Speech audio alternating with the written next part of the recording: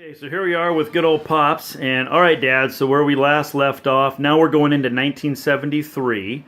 You just got the panel done, you're just now starting your IFR training, and so I know you added a few things on the panel that we'd mentioned, but one thing you didn't mention is how you built that annunciator panel, and you did whatever you did the little etching to it. So tell us about that, and then tell us about this 1973. This is an eventful year. Well, 73 and the 310 was a very eventful year for sure, and the panel got all redone with the new radios and all that. But one element I added, I had for the communications panel where all those switches were to turn on the radio communications and so forth. I had it etched that it would included the takeoff plan, cigar, and on there with all the issues at takeoff and the plan prior to takeoff. Then we did some more instrument training then, and then during about the middle of the year, we decided in June we're going to take a trip to Tahoe. So me and Charlene and three guys from work, we took off and we flew to Lake Tahoe and spent a couple of days down there, beautiful weather and so forth. Then the day came to go back, and it was good weather leaving Lake Tahoe. And Lake Tahoe is interesting because it's a pretty high altitude airport, and it's a one-way airport going in. So when you're flying over the lake, you come into the airport and you got to stop. Otherwise, there's a mountain at the end of the airport.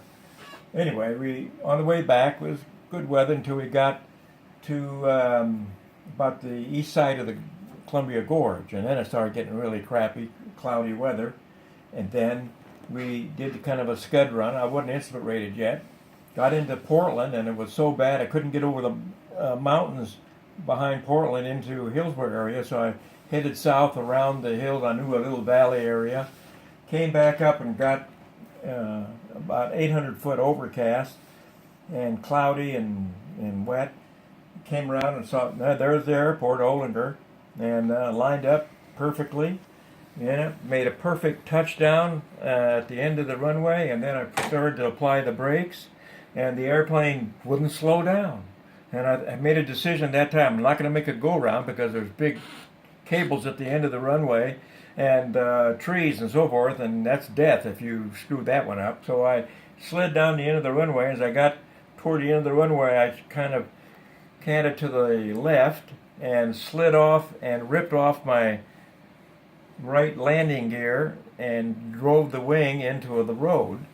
And there was a big ditch there at the end of the runway, right ditch at the end of the runway. And the lucky thing was, I'll come to that in a minute, but I looked back at and of course we're in shock. I looked back at the three guys in the back of the airplane, and they were all kind of crowded over to the side with their eyeballs and big around and shocked expressions on their faces, and says, "You guys better get out of this airplane before it catches on fire." And they all got out, and then Charlie and I got out. And it's interesting that the right engine was over the ditch, so even though the gear was sheared off, none of the engine props hit anything. Anyway, it's quite a depressing thing when you wreck your airplane. And didn't the tip tank was leaking fuel? Oh yeah, it was leaking fuel and jammed into it. The wing was bent bit, and so the neighbors came out, and they're all looking around and everything. And so one of them brought the pickup truck, and we all got around the airplane and lifted it up, turned it around, and set the right wing on the bed of this pickup, and then drove it all the way to my house, which is at the opposite end of the hangar, and runway, there, and tried and propped it up and got it in there and put some stuff under it to hold it up.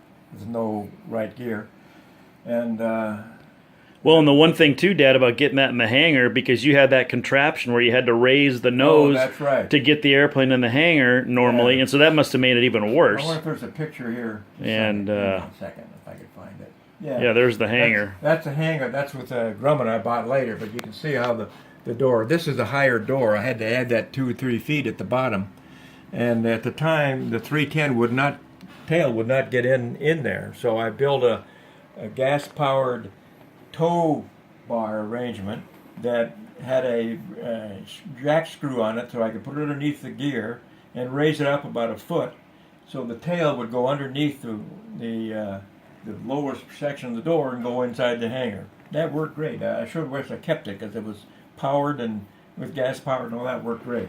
And indestructible because you made that thing out of like 1/4-inch steel. Oh yeah, it was heavy duty. I mean, it welded it up. Brilliant design. I should have put a patent on it. But anyway, well, therefore, there's my airplane sitting in the hangar with a damaged wing and all that. And I got a hold of the insurance company and had a company come up. And the guy who was doing the annuals on my case was a mechanic at that company. They came out and looked at it and decided, oh, okay, you're going to have to replace the wing and it's going to take a lot of work. So they ordered a new wing, except when it got there, they realized they ordered the left wing instead of the right wing, so they had to reorder it.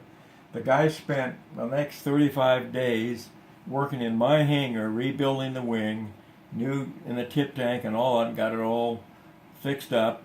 And then about November, it was ready to go back to the Portland FBO to get painted. So I got in it and flew it over there. While we were waiting for them to build the airplane, I started flying in a 172 I rented from Walt Roopwood, who was my instructor, and that one there. And that was flew that for 6 months while they were finishing up the airplane and all that, a 172. Jeff flew in that one with me. In fact, that later on.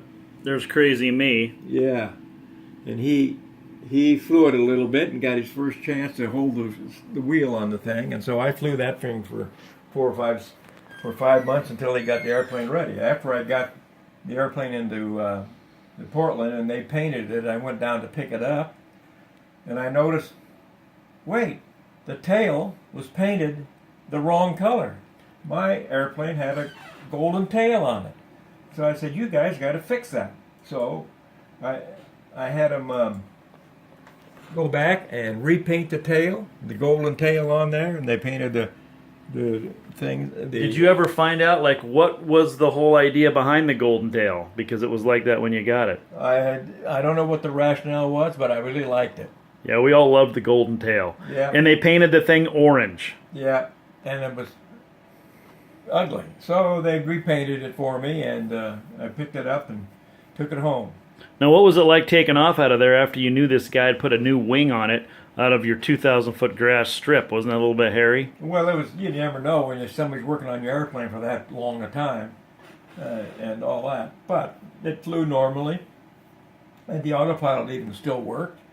And but they told me not to run anything until I got it back down to their main airport and to the FBO, and so they finished it up there and tweaked all the things and make sure all the cables were proper tensions and so forth.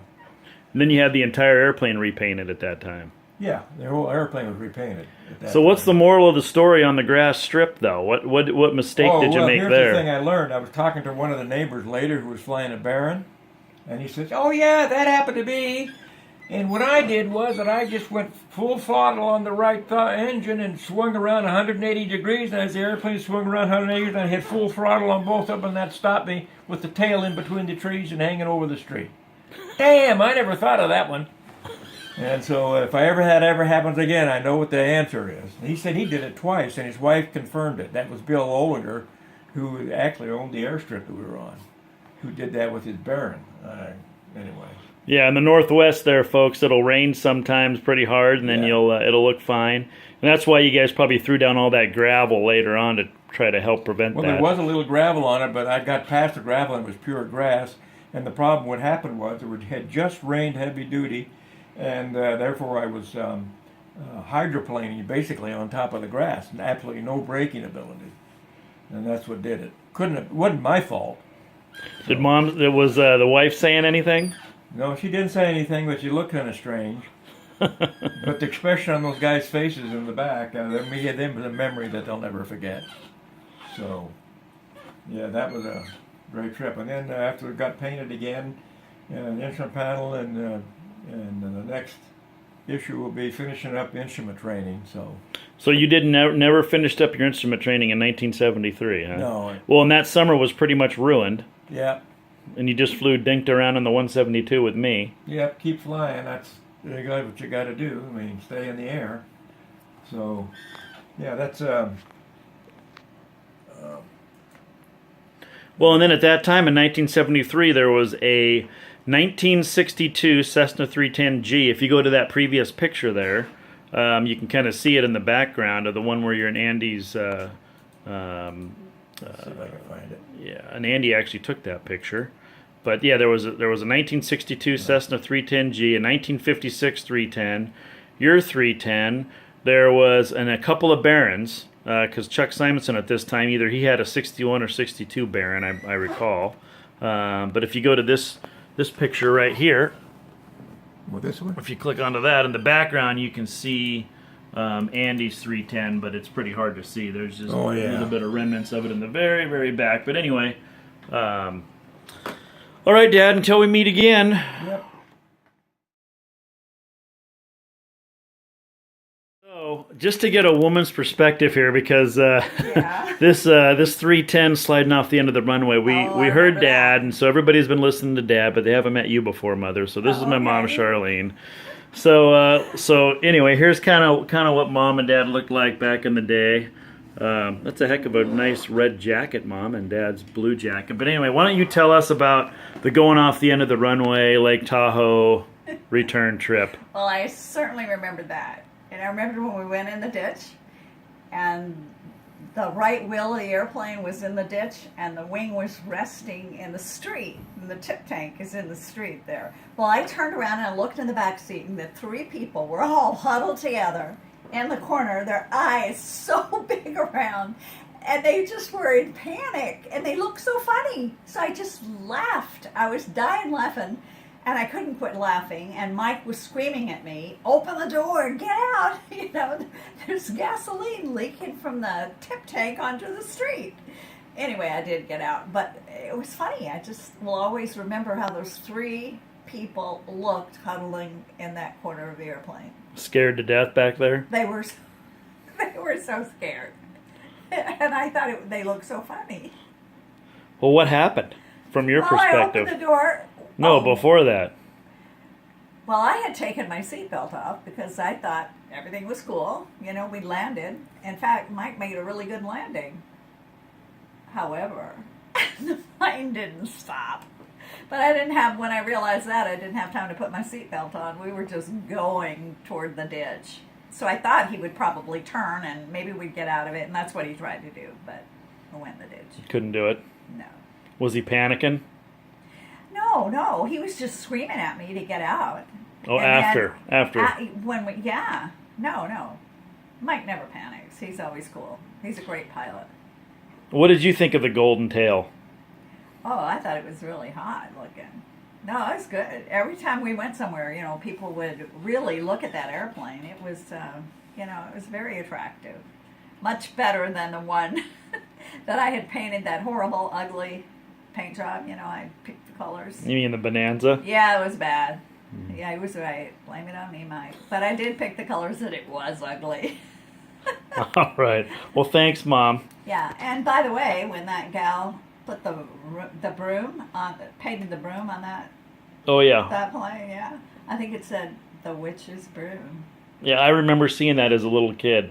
Yeah. At Hillsborough Airport. That was pretty hilarious. And she actually really did paint a legitimate broom on there. Like, that's no joke. Did. And it was big. And it was called the witch's broom. Well, that was the name of the airplane? Yeah. I'll be darned. I think it was. And then back to this story about the 310, one more thing I wanted to add is neighbors came out with their cameras. One of the neighbors had his camera and was taking pictures. And Mike did not appreciate that when we were in the ditch. And here we are, you know, these panicked people, but neighbors want to take pictures. Yeah. Only Mike Andy did. got the glory of the picture taken. Right. And Mike did not think that was funny. He was insulted. Well, now he regrets it because we don't have any pictures. Oh. But now we know why. Why? Now we know. Because he didn't want anybody to take pictures. Right. Oh, right. Yep. That's right. All right. Thanks, Mom.